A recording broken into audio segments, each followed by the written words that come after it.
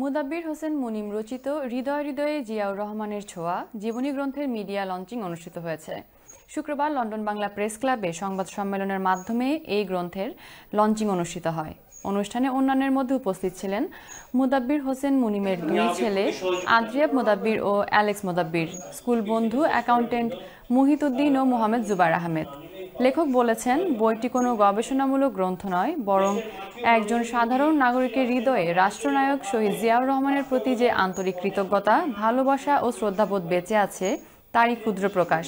বলেন, শহীদ রাষ্ট্রপতির মর্মান্তিক শাহাদাতের ৪৪ বছর পেরিয়ে গেলেও আজকের বাংলাদেশের প্রতিটি স্তরে তার রাষ্ট্রদর্শন নতুন করে প্রাসঙ্গিক হয়ে উঠেছে। রাজনীতি, অর্থনীতি ও সমাজের প্রতিটি ক্ষেত্রে তার চিন্তা, দূরদৃষ্টি ও নীতিনিষ্ঠতা আজও দীপ্ত হয়ে আছে। এই গ্রন্থটি তা প্রকাশের ক্ষুদ্র প্রয়াস বলে উল্লেখ করেন লেখক মুদাব্বির হোসেন মুনিম।